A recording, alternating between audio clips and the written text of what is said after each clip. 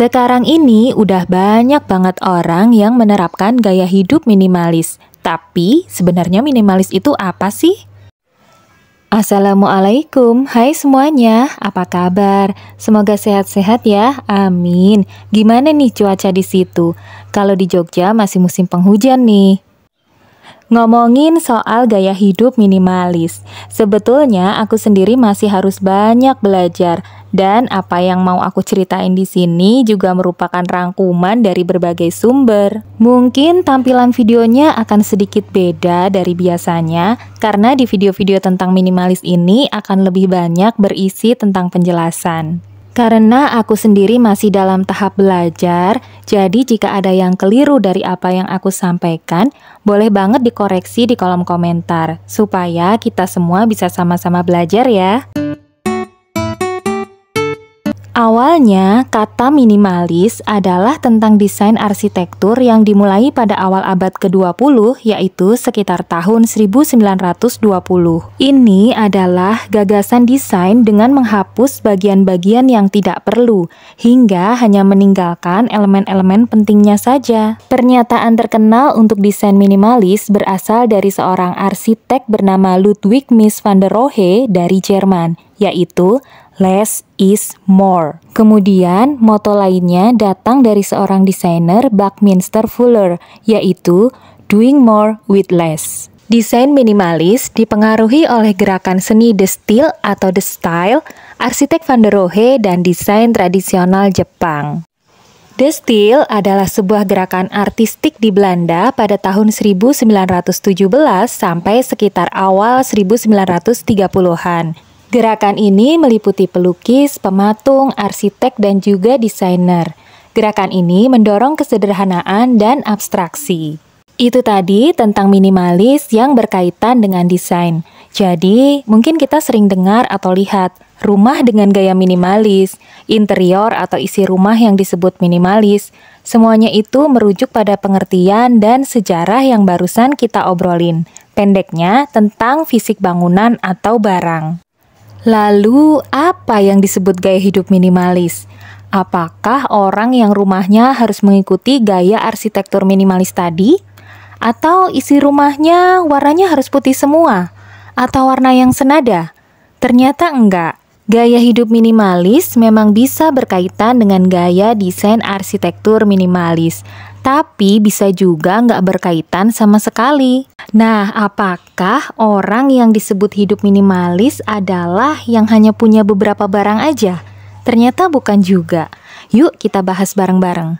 Dari Jepang, istilah minimalis sudah ada sejak tahun 1950-an. Gaya ini terinspirasi dari kehidupan masyarakat Jepang di zaman Edo.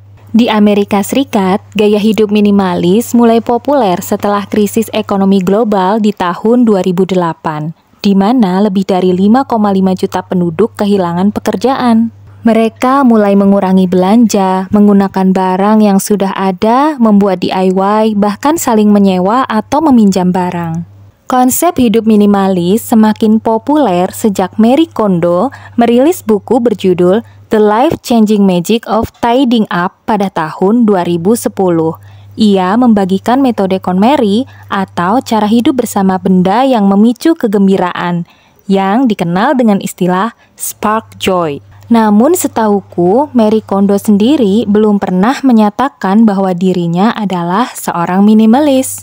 Kemudian, tren gaya hidup minimalis semakin booming dan viral karena didukung dengan kemunculan buku Fumio Sasaki di tahun 2015 yang berjudul Goodbye Things. Di bukunya itu, Fumio Sasaki mengatakan bahwa seorang minimalis adalah orang yang tahu persis hal-hal apa saja yang bersifat pokok bagi dirinya dan mengurangi jumlah kepemilikan barang demi memberi ruang bagi hal-hal utama itu. Menurutnya, minimalis adalah orang yang bisa membedakan kebutuhan dan keinginan. Hal-hal yang kita anggap penting pastilah berbeda-beda bagi setiap orang. Definisi lain datang dari Joshua Becker, penulis Becoming Minimalist.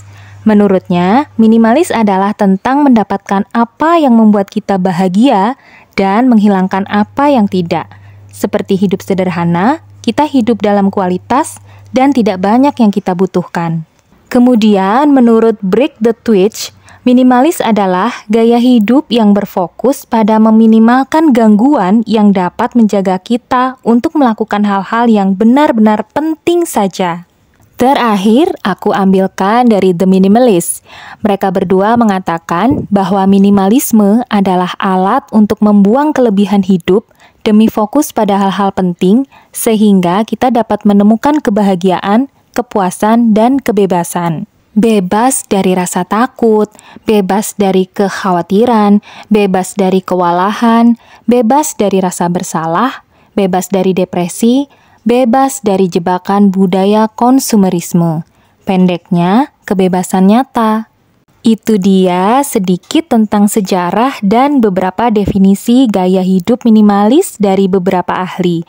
Masih banyak lagi definisi-definisi yang ada. Semoga aja dari video ini ada sedikit gambaran mengenai apa sih gaya hidup minimalis itu.